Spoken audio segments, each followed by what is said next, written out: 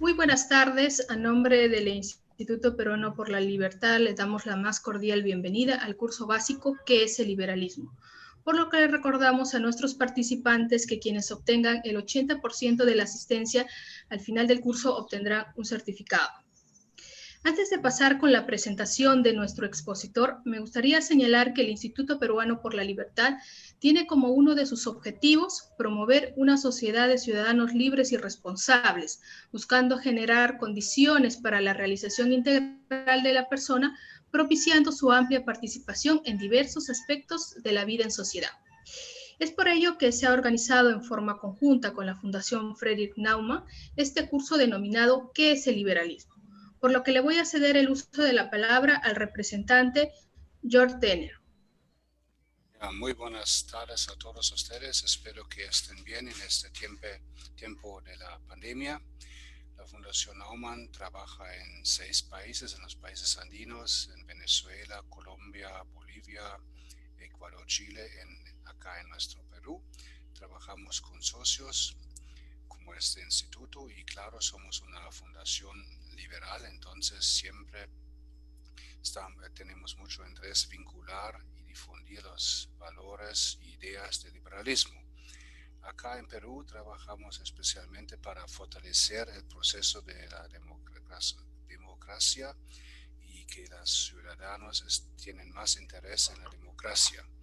Por eso hacemos este curso. Muchas gracias y empezamos con el curso.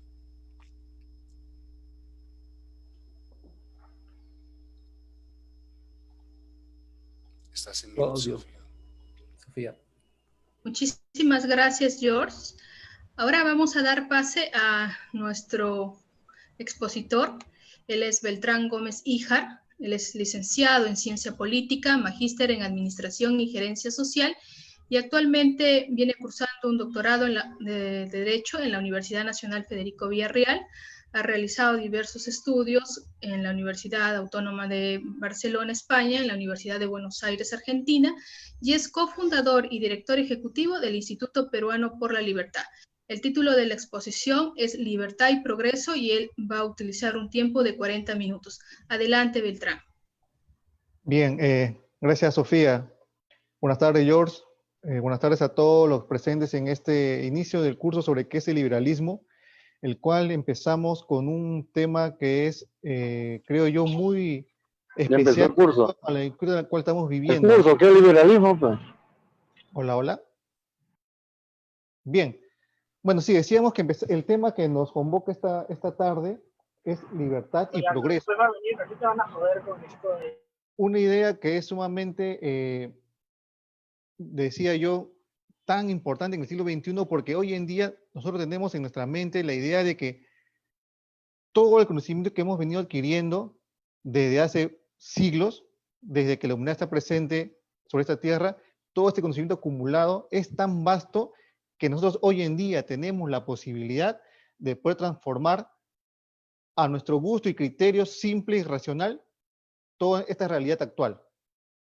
Como veremos en el transcurso de estos minutos, esta idea acerca del progreso, acerca de que nuestro vasto conocimiento puede cambiarlo todo en cuanto lo queramos, haciendo unas simples modificaciones de ingeniería social o ingeniería convencional, es totalmente errada y es justamente uno de los enemigos de la libertad.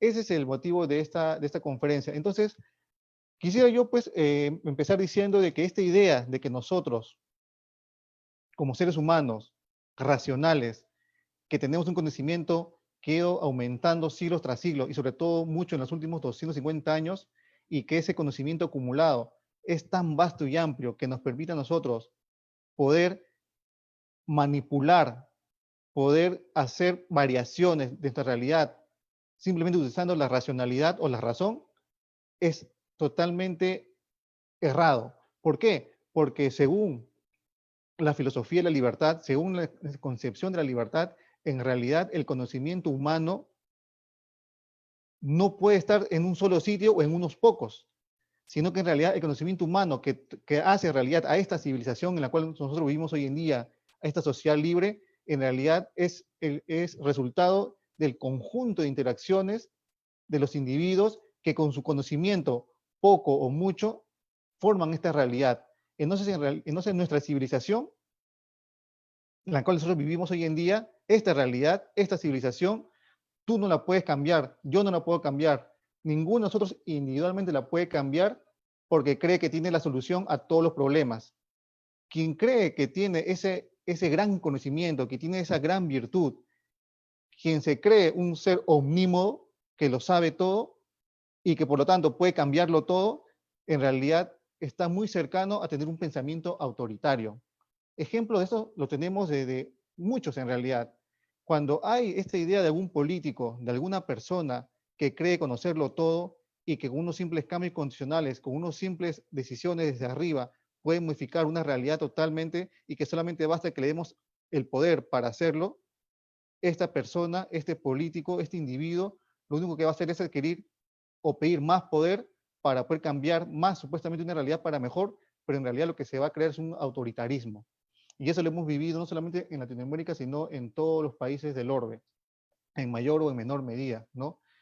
Porque en realidad, pues, el progreso no significa simplemente un cambio repentino, inmediato. En realidad, antes de la Revolución Francesa, que recordemos fue en el siglo XVIII, ¿no? En 1789 que inicia o estalla la Revolución Francesa, antes de esa fecha, la concepción que se tenía acerca del desarrollo de una sociedad era una idea evolucionista en realidad. Es decir, se entendía de que la realidad humana, la realidad de las sociedades, era producto de una evolución lenta, que no era manipulada por nadie, no era direccionada por una mente brillante, ni por unas pocas mentes brillantes, sino que simplemente era una evolución que se venía produciendo a raíz de las constantes experiencias que tenían individuos y naciones enteras a lo largo o en el transcurso de siglos. Esta idea evolucionista, que implica un no control por un organismo central o por una persona X, cambia a raíz de la Revolución Francesa. Y cuando en 1789 surge la Revolución Francesa y ya todos conocemos los resultados de ella, ¿no? Surge ya esta otra concepción, la idea de que el progreso, de que el cambio social y político puede producirse de un momento a otro. Ya no hay que esperar siglos para que cambie la sociedad. La Revolución Francesa le dice a algunos de que el cambio se puede producir ya, simplemente como con decisión y usando la razón. Ese uso de la razón, ese endiosamiento de la razón, como se dio inclusive en la propia Revolución Francesa, recuerdan la famosa diosa razón, ese endiosamiento de la razón lo que hace es generar ideas ya en el siglo XIX que concebían el cambio como algo que puede ser rápido, inclusive necesariamente violento. Y aquí ya me estoy refiriendo, por ejemplo, a las ideas que surgen en la segunda mitad del siglo XIX, las ideas que vienen del marxismo, en la cual pues ellos decían que en realidad interpretaban la historia de la humanidad como una historia plagada de violencia, en la cual justamente el conflicto era el partera de la historia, ¿no? Nos hablaba de la lucha de clases, y toda esta idea acerca de que los cambios se pueden producir de manera rápida, simplemente utilizando la razón, que surge en el siglo XIX, fue un producto o fue un hijo de la Revolución Francesa. Una idea totalmente separada de la idea anterior de la evolución, que es propia de los filósofos de la libertad. Para los filósofos de la libertad, el progreso no se da por una mente brillante y única, no se da por un pequeño grupo de personas que creen saberlo todo, que creen tener las recetas para cambiar nuestra realidad. No, para el filósofo de la libertad o para los que creen en la libertad de los individuos y del valor de la libertad, el progreso se da mediante un constante flujo de intercambios, de interconexiones entre individuos, entre sus conocimientos, y que poco a poco va evolucionando y poco a poco se van produciendo los cambios. Obviamente esto no significa que el que cree en la libertad pretenda decir que, bueno, la realidad cambiará por sí sola.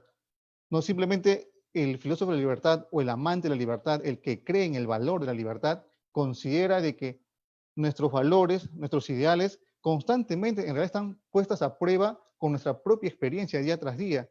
Y eso nos dará a nosotros las luces para poder saber en qué momento modificar nuestras propias instituciones. Pero lo que sí está errado es que solamente una sola persona o unos pocos de esas personas de los millones que convivimos en una sociedad llamada Perú o en los miles de millones que viven en este planeta puedan tener la gran solución. Esa es la gran diferencia entre una concepción del progreso desde el punto de vista de la libertad y la visión de progreso o cambio desde el punto de vista de aquellos que consideran de que todo se debe hacerse desde arriba y no desde abajo, ¿no? Eso es lo que hay que tener bien en claro, la diferencia respecto a la idea de libertad y progreso, ¿no? Ahora, también aquí hay que tener en cuenta de que para todos aquellos amantes de la libertad, el conocimiento en realidad cuando me refiero a uno, me refiero a una sociedad, ¿no? Cuando una persona, una sociedad adquiere más conocimiento, en realidad eso no significa que estamos más cerca a poder controlarlo todo. Y es más, muchos científicos caen en este error, en el error de que al tener mayor conocimiento mediante el método científico, podemos tener más capacidad para manipular las cosas. Ahora, ya no solamente las cosas físicas, ¿no? Sino inclusive al ser humano. Estoy hablando de las ciencias sociales. Y aquí también otra vez volvemos al siglo XIX.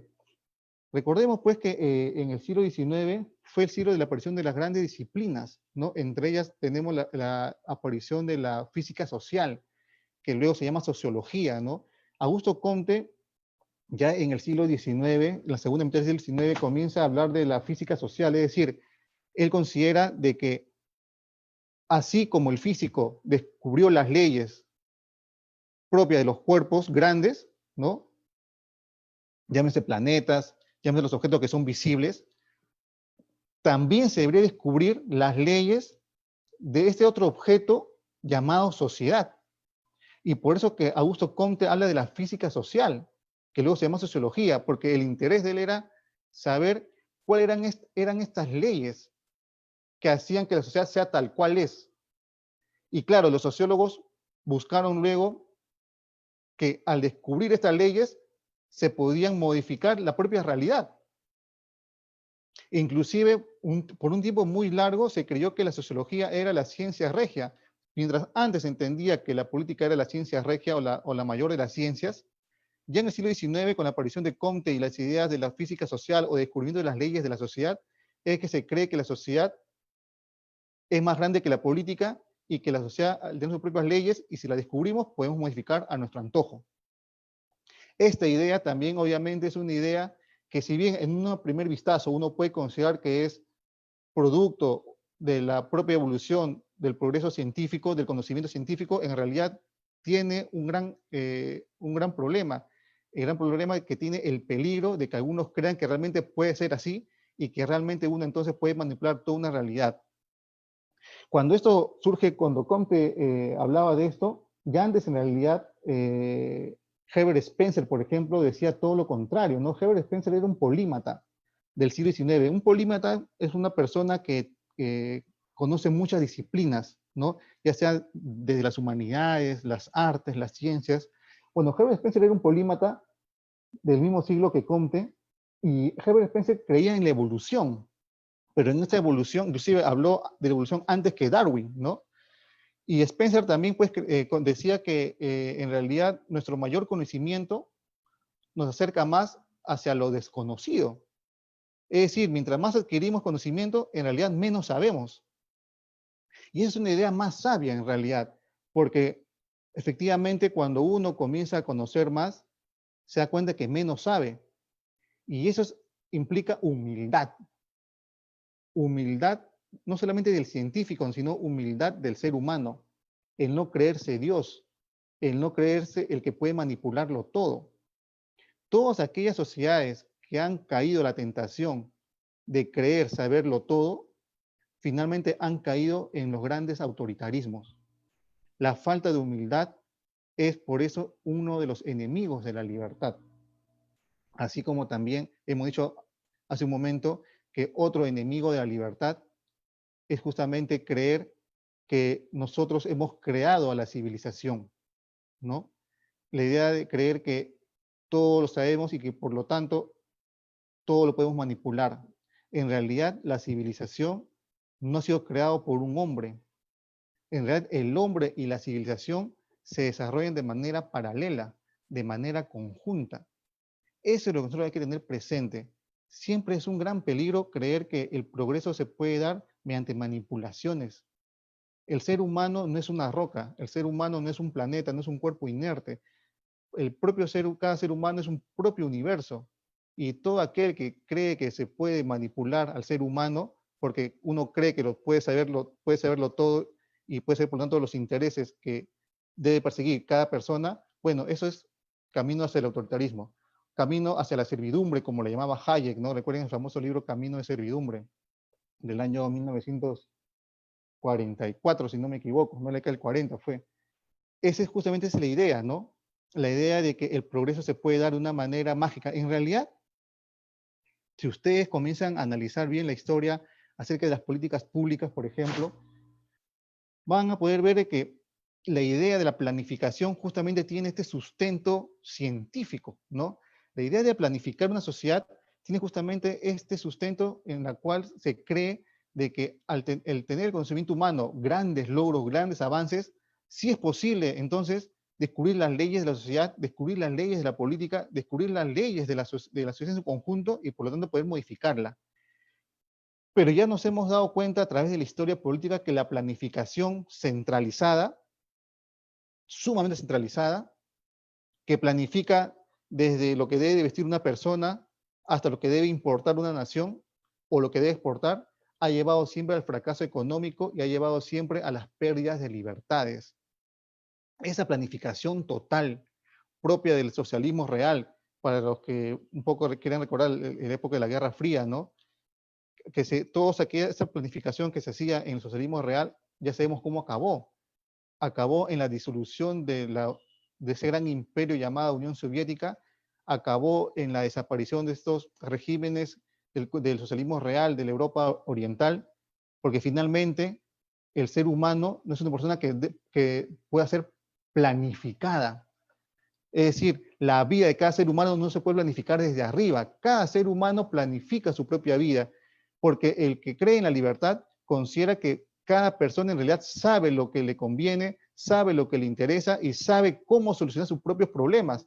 Por eso es que se le da la libertad. La libertad en realidad, ¿para qué sirve la libertad? Es para que el propio individuo conozca su propio camino y en ese camino aprenda de sus errores, ¿no? El individuo aprende del desengaño, de sus expectativas. Esa es otra idea fundamental de la libertad. El ser humano aprende del desengaño de sus expectativas y en esos tropiezos que se da en la vida el ser humano, el hombre libre, es que adquiere nuevo conocimiento, uno para no cometer el mismo error y segundo para saber cuál es el mejor camino que él debe seguir. Y ese conocimiento no lo puede tener un presidente de la República y no puede tener un ministro de Estado que lo puede planificarlo todo, sino lo sabe solamente cada uno de los millones de individuos que interactúan en cada sociedad. Y en esa interacción de millones de personas es que se crea la realidad y se crea la riqueza. Y esto ya se descubrió en realidad hace muchísimos años atrás, ¿no? Recordemos que este descubrimiento de la sociedad que tiene sus propias leyes fue descubierto inclusive antes que Augusto Comte, ¿no? Comte habíamos hablado que fue en el siglo XIX, en la segunda mitad del XIX. Pero ya años anteriores, en realidad desde el siglo XVIII, sobre todo en el siglo XVIII que aparecen los librecambistas, ¿no? Es decir, aquellos filósofos que descubren que había un sector de la realidad humana que tenía sus propias leyes, unas leyes que eran totalmente diferentes a las leyes del Estado. ¿Y cuáles eran esas leyes? Eran esas leyes que el ser humano respetaba en una cosa llamada mercado. Fueron los filósofos del libre cambio los que en realidad descubrieron a la sociedad. Porque cuando los librecambistas, estoy hablando de David Ricardo, de Adam Smith y otros, ¿no? Cuando los librecambistas descubren que el ser humano en esa cosa llamada mercado se rige por sus propias leyes, que eran totalmente diferentes a las leyes del Estado, es que el filósofo librecambista descubre pues a la sociedad como ese algo que está ahí. Y por eso es que un siglo después se crea la disciplina para estudiar ese algo llamado sociedad, que es lo que ya hemos dicho, la física social o la sociología posteriormente, ¿no? Entonces, eso es lo que uno tiene que tener en cuenta. La mente humana no puede prever sus propios logros futuros en realidad. A veces, ya con pleno siglo XXI, nosotros tenemos la idea de que tanto conocemos de las cosas que ya podemos inclusive prever nuestro futuro. Y como es posible prever nuestro futuro, podemos planificarlo desde ya en su totalidad. Ahora, yo no quiero decir que simplemente la planificación no sirva para nada. No, la planificación sirve en una empresa, sirve la planificación de la vida de la propia persona, pero cuando tú ves la planificación de una cosa mayor y solamente crees que esa planificación que viene desde arriba, desde la cúspide del triángulo del poder, solamente debe ser respetada y seguida por los millones de personas que están abajo, eso sí es una idea errada. Es más, ni siquiera el propio Stalin creía en la planificación, ¿no? Cuando los planificadores soviéticos hacían estos planes quinquenales, y se lo entregaban a Stalin, ¿no? El todopoderoso que, pues, que lo sucede en el poder a Lenin, cuando Stalin le mostraban los documentos de la planificación quinquenal, en realidad Stalin no le hacía caso a eso. Él más bien decía que los planificadores creían que todo lo que estaba en el papel se tenía que hacer. Él creía más bien de que lo que está en el papel se podía modificar y que la planificación que le presentaban en realidad era siempre modificable. Eso lo decía hasta el propio Stalin, ¿no? Es decir, ni siquiera Stalin creía en la planificación total, por último. Pero bueno, esto es una historia ya de este gran imperio llamado la Unión Soviética, ¿no? Ya extinta, ¿no? A raíz justamente de ahogar las libertades de las personas y la planificación de las propias vidas de los propios individuos, ¿no? Entonces, esta idea de la libertad y el progreso es importante porque lo que queremos decir es que toda sociedad libre en realidad es la sociedad que más se desarrolla. ¿Y por qué la sociedad libre es la que más se desarrolla? Justamente porque la sociedad libre deja en libertad al individuo para que aprenda por sí mismo, interactúe según por propia voluntad con quienes quiere interactuar, y en ese corsi y recorsi de las cosas, en esas interacciones constantes con sus iguales, siempre bajo un marco legal que sea seguro. Eso, acá estamos hablando ya del Estado de Derecho, del imperio de la ley. Solamente en esas circunstancias es que se va generando riqueza. La riqueza en realidad no se impone por decreto, como sabemos. La riqueza se genera con el trabajo constante y diario de los millones de individuos que interactúan en una sociedad libre. Eso es lo que nosotros tenemos que tener siempre presente, ¿no? El desarrollo de las sociedades más avanzadas en la historia, siempre, estamos hablando de la historia moderna, obviamente, se da en un ámbito en el cual las libertades son totalmente respetadas, la libertad del individuo. Cuanto más libre es una sociedad, es más alta la posibilidad de que esta sociedad sea una sociedad desarrollada y que realmente lleve al progreso a todos sus miembros, ¿no? Entonces, acá después nosotros tenemos que hablar de que hay una correlación positiva entre el individualismo y el potencial innovador, ¿no? Mucho ahora se habla del tema de la innovación, del tema del emprendedurismo, ¿no? Pero tenemos que tener presente de que hay una correlación directa y positiva entre la individualidad o la libertad de la persona, del individuo, y el potencial innovador, ¿no? Es decir, cuando tú le das más libertad a la persona para que explore su mundo de experiencias, cuando le das mayor libertad para eso, en realidad hay mayor posibilidad de que surjan nuevas ideas. En cambio, cuando tú constriñes a las personas a estudiar determinados campos, así no le gusten, a trabajar en determinados lugares, así no le guste, tú lo que haces es matar la innovación y el no surgimiento de ideas innovadoras, y eso obviamente retrasa la sociedad. Y eso es algo que se ha visto también en diversos países del mundo, ¿no? Por eso es que nosotros tenemos que decir de que la libertad en realidad es la mayor herramienta para la innovación. Eso es fundamental que nosotros tenemos que recordar siempre, ¿no? Muchos hablan de innovación, pero bueno, tiene que ser innovación con libertad. La libertad hace que las nuevas ideas surjan por todos lados. ¿Y el beneficiado quién es? No solamente el que tiene la idea, sino la sociedad en su conjunto. Toda idea nueva que finalmente lleve a un producto que satisfaga una necesidad nueva de la sociedad, del individuo, en realidad lo que hace es satisfacer a todo el conjunto de personas, ¿no? A todo el conjunto. Es un poco algo de lo que decía Adam Smith también, ¿no? En realidad, el interés de cada persona en realidad redunda en el beneficio de todos, ¿no? El interés del panadero, el interés del carnicero, lo que hablaban a Smith en su obra, decía, redundaba no solamente en el carnicero ni en el panadero, redundaba en todos, ¿no? Y esa famosa mano invisible de la cual siempre se le recuerda a Dan Smith, y que por eso lo dijo muy pocas veces en realidad en toda su obra, ¿no? No es tanto la idea de que es una mano que está ahí, porque la idea de la mano es como una mano que está ahí y que te mueve todo como un titiritero, no. Simplemente no hay que entenderlo de esa manera, la mano invisible de Dan Smith. Hay que entenderla de que en realidad ese flujo constante de interacciones libres es lo que produce la riqueza en las naciones, ¿no? Justamente es el título de su obra, ¿no? La riqueza de las naciones. Por eso es que nosotros tenemos que defender la libertad, justamente por esta idea que estamos hablando, ¿no? Es decir, ¿por qué nosotros defendemos que el hombre sea libre? Porque el que cree en la libertad, en realidad también cree en la profunda ignorancia del ser humano de las cosas.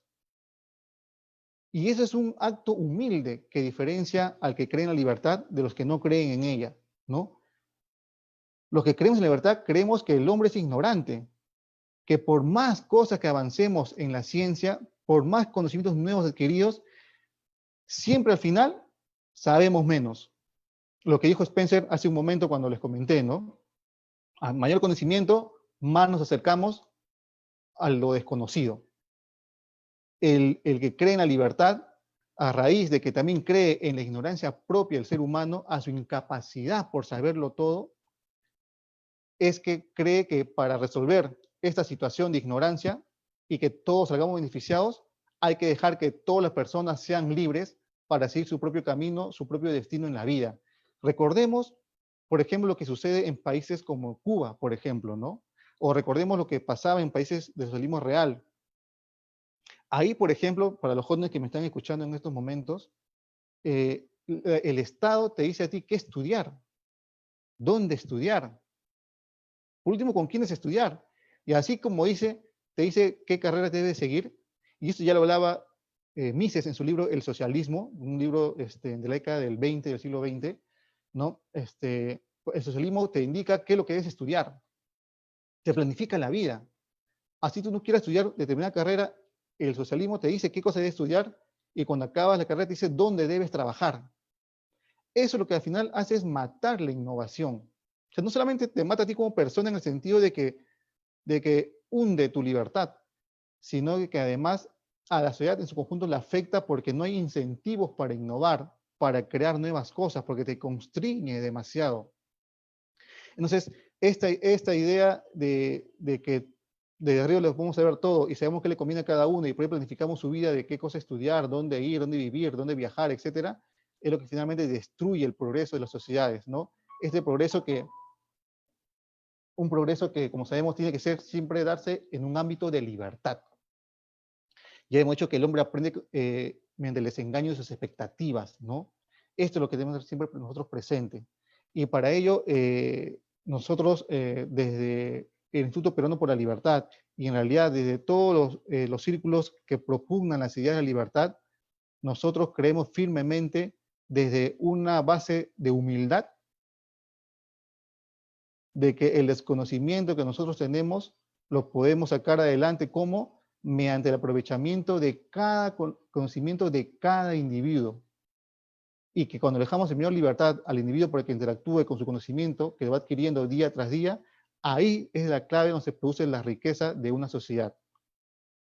Bueno, y hasta aquí me quedo por el momento. Estoy dispuesto a escuchar algunas preguntas o intervenciones para seguir hablando sobre el tema.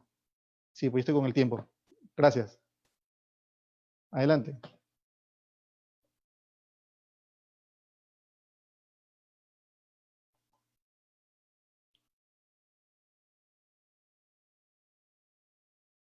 Sí, Sofía, ¿alguna pregunta?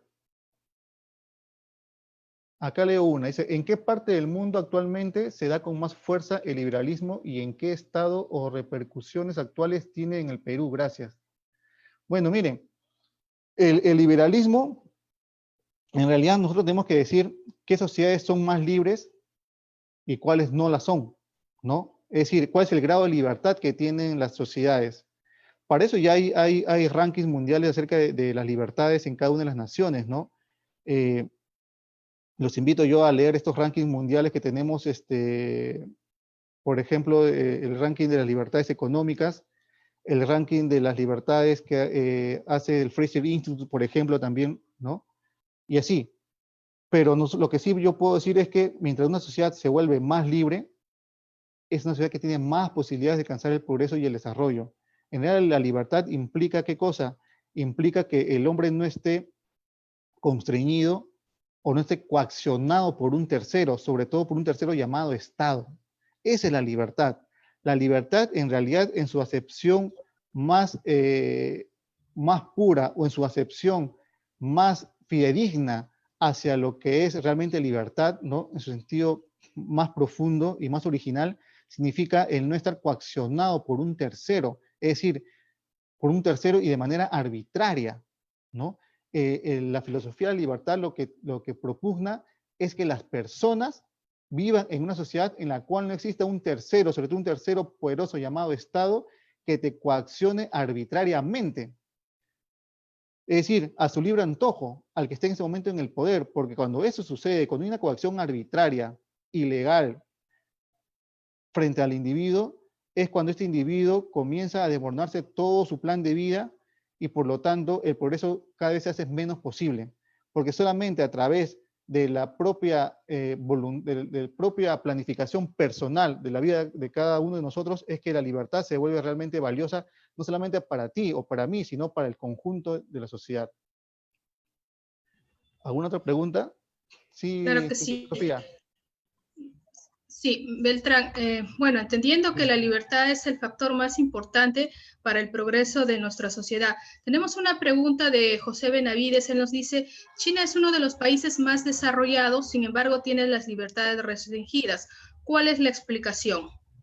Sí, mira, siempre se habla acerca de China y el por qué esta sociedad es tan, podríamos decir, que tiene unos índices económicos elevados, ¿no?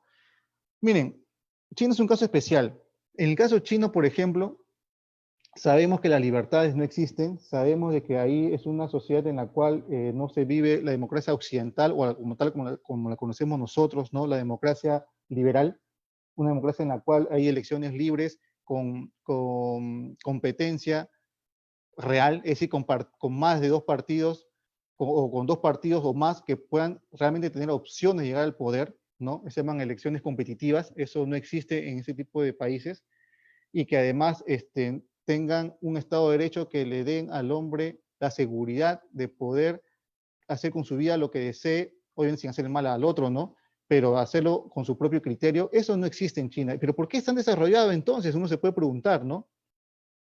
En realidad, en China hay muchos problemas. Inclusive, uno de esos problemas es el tema de la corrupción, ¿no? Y esto lo hacen estudios recientes, nada más. Por poner un ejemplo, que también se habla mucho acerca de la educación en China y el proceso científico, ¿no? En China, por ejemplo, hay una alta corrupción en el tema de la educación, que pasa inclusive por la entrega de, las familias se ven obligadas a entregar regalos, que puede ser de un simple objeto hasta un viaje de vacaciones a un lugar paradisíaco, a los profesores para que su hijo tenga mayor atención del profesor. Y no solamente eso pasa en la educación, sino también pasa por las diversas instancias del Ejecutivo, donde la corrupción también es muy elevado. A pesar del esfuerzo del Estado chino por evitar estos hechos de corrupción, la corrupción está generalizada en China. Ahora, ¿y por qué existe corrupción en un Estado chino que se supone que está todo controlado?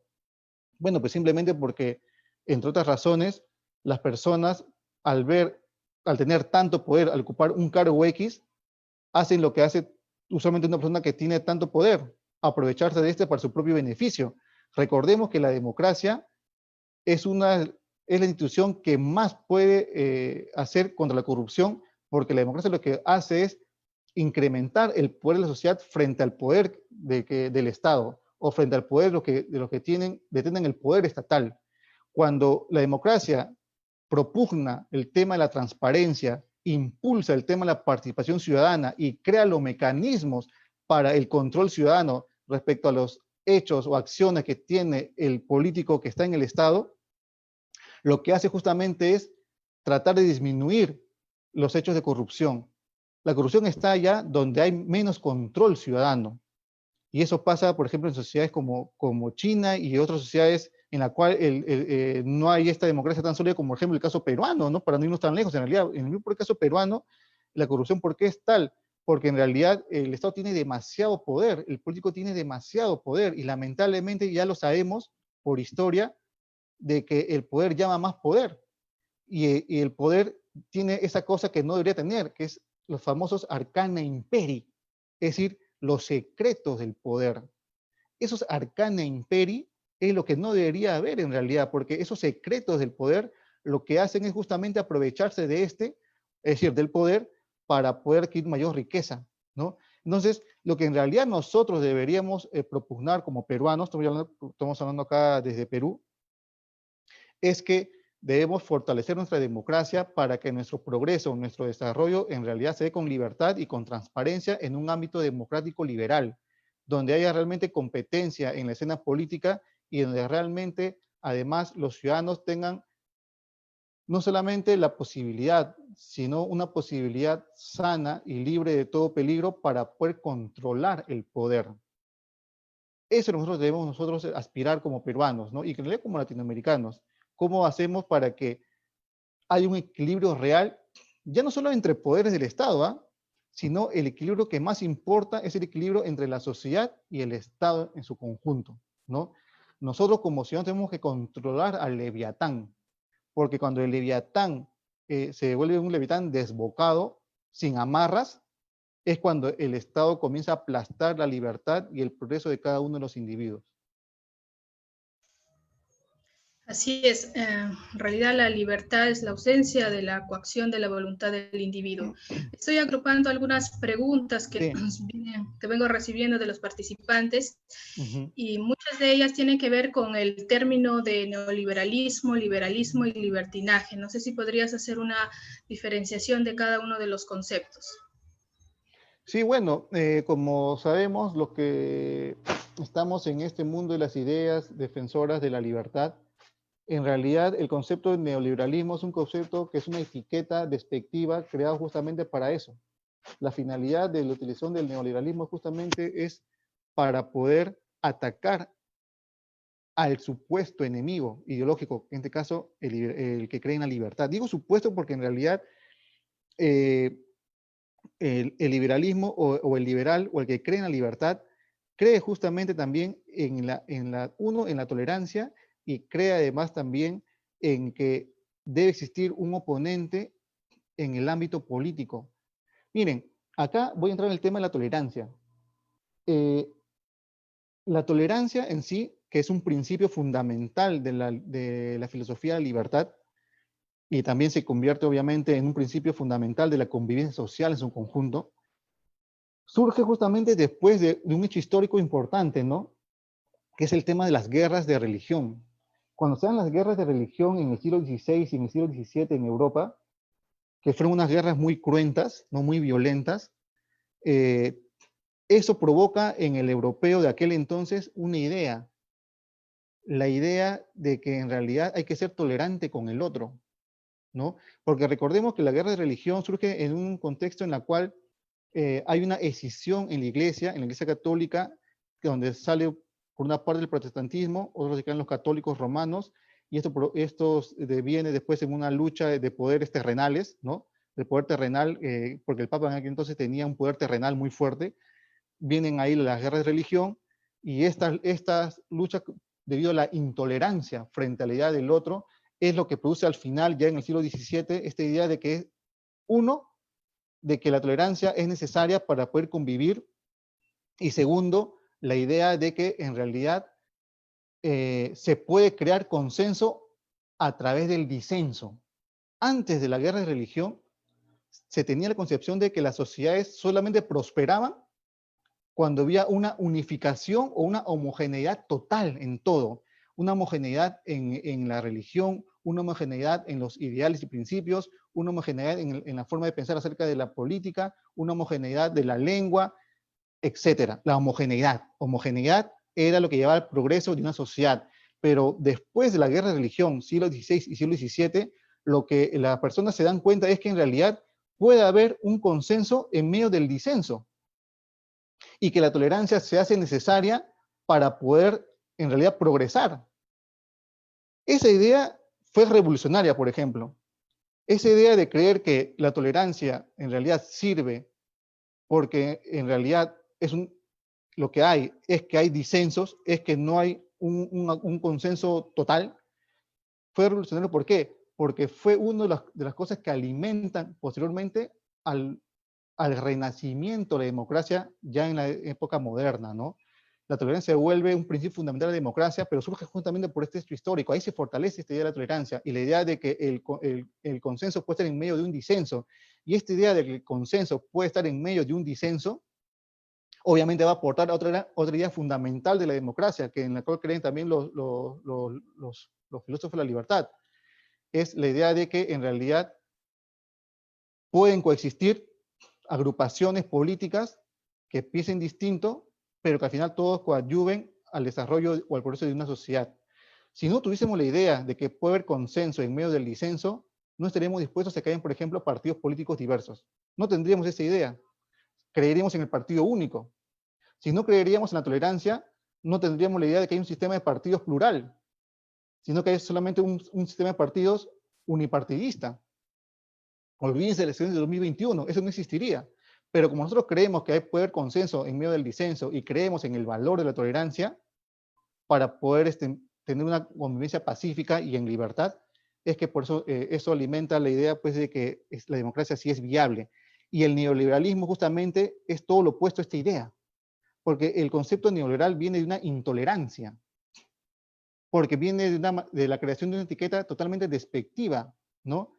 De adjetivizar de manera negativa a una corriente o una idea de pensamiento, como ustedes quieren llamarlo, yo le llamo la filosofía de la libertad, que cree justamente en que la libertad del hombre es la que lleva al progreso de la sociedad. Entonces, lo que sí hay es un liberalismo clásico, tradicional, ¿no?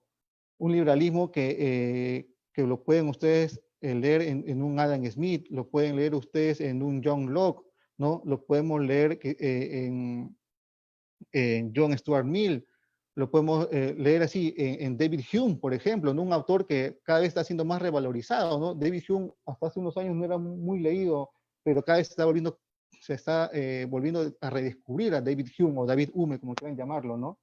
Y así, eso es la diferencia entre liberalismo y neoliberalismo. El liberalismo es la filosofía, es la idea de que nosotros creemos que la libertad lleva al progreso de las sociedades. El neoliberalismo es simplemente una etiqueta que descalifica al liberalismo, diciendo de que lo que propone el liberalismo en realidad es un egoísmo puro, lo cual sabemos que no es así. Simplemente, como hemos dicho en esta conferencia de esta tarde, lo que dice el liberalismo, lo que dice la idea de la libertad, es que cada persona en la búsqueda de su propio interés personal, de sus propios objetivos personales, en seguir sus propios sueños, en ese camino, cuando descubre nuevas cosas y adquiere nuevos conocimientos, crea también riqueza y beneficia a los demás. Eso no es egoísmo en realidad, ¿no? Eso es una manera de cómo se descalifican la gente que está en contra de ser liberales y considera al liberalismo como el enemigo, ¿no? Y nosotros no creemos en un enemigo, nosotros creemos básicamente en ideas opuestas a las nuestras que en el tema de la arena política pueden chocar, pero eso no significa que tenemos que aniquilar al otro, ¿no? Y con respecto al libertinaje, obviamente esto ya es una idea que ya es menos compleja ideológicamente hablando, que simplemente quiere decir, pues, tiene un acercamiento mucho al anarquismo, ¿no? Es decir, el tema de que tú puedas hacer lo que realmente deseas hacer sin necesidad de contemplar los derechos del otro o las necesidades o los intereses del prójimo, ¿no? Del otro. Es simplemente el libertinaje. Ahí tiene usted la diferencia entre liberalismo, neoliberalismo y libertinaje. Josué Cárdenas nos pregunta, ¿podría explicar la diferencia entre los conceptos de libertad positiva y negativa y cuál es su relación con el progreso? Bueno, miren, ahí esa es otra gran discusión en el tema de la libertad, ¿no? Este tema de cuál es la verdadera libertad, ¿no? Es otra discusión grande que se da en el mundo de la filosofía política, ¿no? Y La libertad negativa es justamente lo que hemos hablado hace un momento, ¿no? Y que tú, Sofía, inclusive también lo has mencionado, ¿no? El tema de la libertad de coacción, ¿no? Es decir, que el hombre no sea coactado arbitrariamente por un tercero, más aún por un tercero llamado Estado, ¿no? Por el Leviatán. La libertad positiva es la libertad de poder, ¿no? Es decir, aquella idea de que en realidad el hombre es libre cuando puede hacer algo, cuando tiene, por ejemplo, algo material para poder hacer realidad lo que desea hacer, ¿no? Libertad negativa es la libertad de que nadie se está coaccionando arbitrariamente y por lo tanto tú puedes hacer realidad tu destino sin coacción, que te desvíe de tu camino.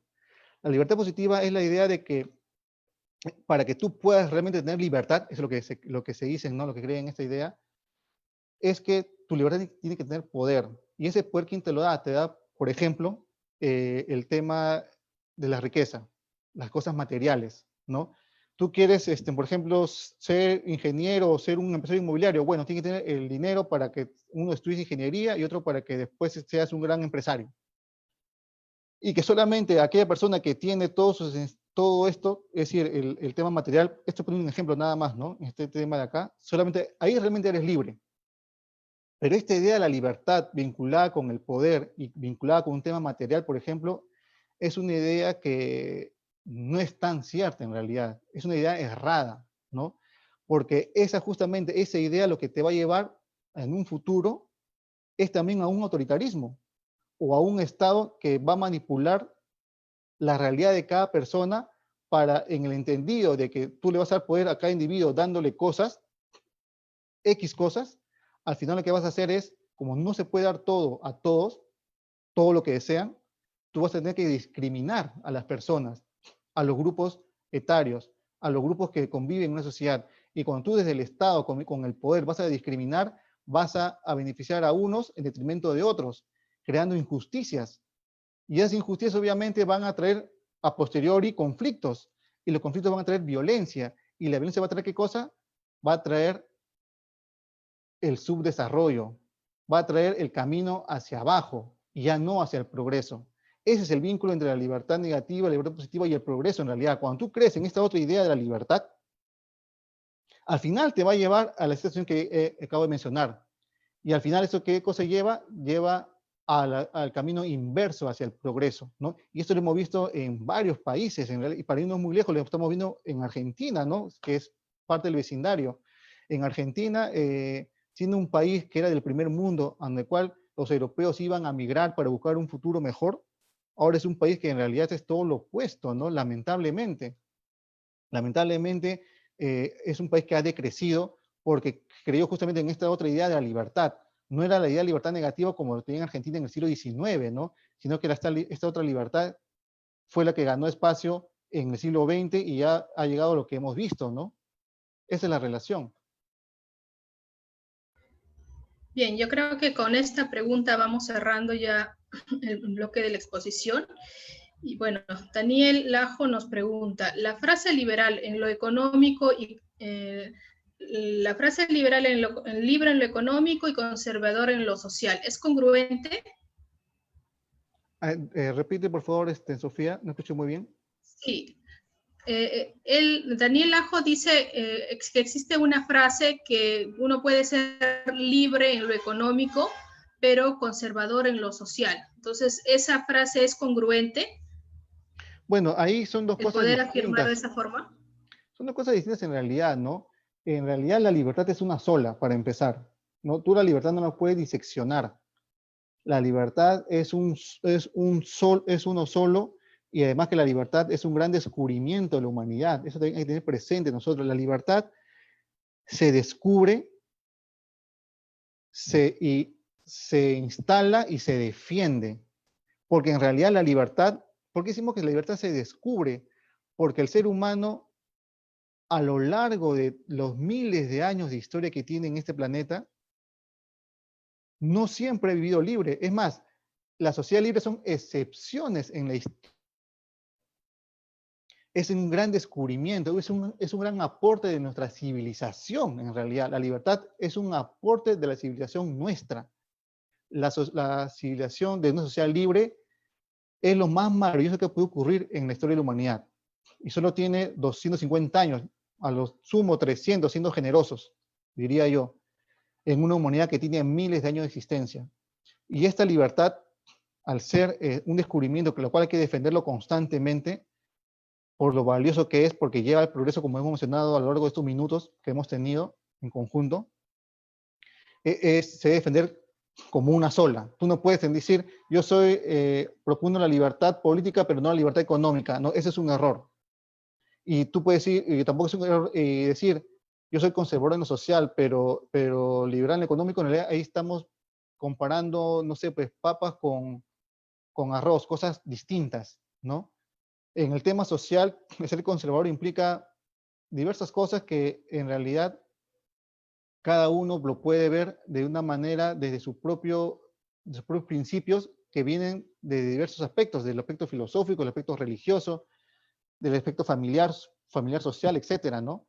Pero la libertad del individuo, que se entiende como la libertad de una persona para estar libre de toda coacción arbitraria de un tercero, eso es una sola en todo, ¿no? Y eso es lo que no hay que confundir. Es el mensaje que yo les doy. Bien, agradecemos la participación de nuestro expositor Beltrán Gómez y a cada uno de los asistentes a este importante curso.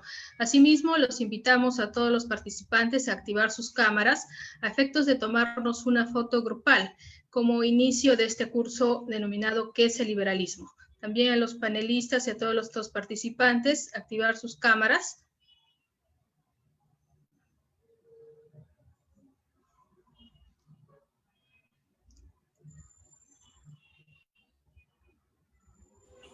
Todos los asistentes ya tienen habilitada la cámara.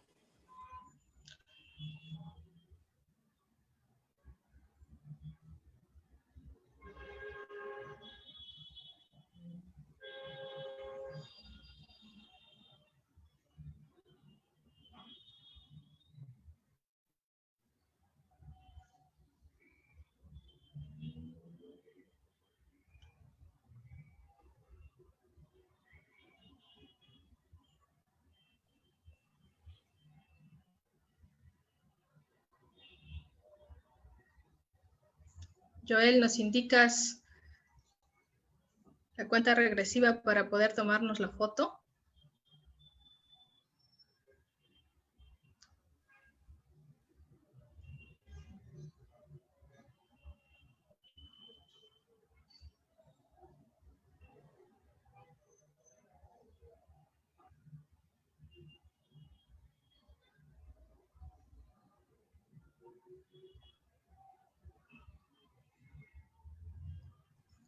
Bien, mientras vamos esperando a que algunas personas más se animen a activar sus cámaras. Joel, ¿me escuchas? Sí. Ok. Bien, ya yo creo que tenemos un buen grupo de personas que se han animado a activar sus cámaras para podernos tomar esta foto grupal. También tenemos al representante de la Fundación Naumann, a nuestro expositor, algunos representantes también del Instituto Peruano por la Libertad, algunos amigos, defensores de la libertad, defensores del progreso.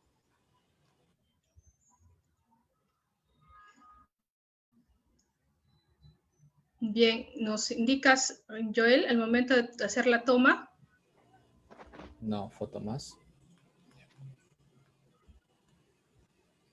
Por favor, activen sus cámaras. Ahí veo muchas que están apagadas.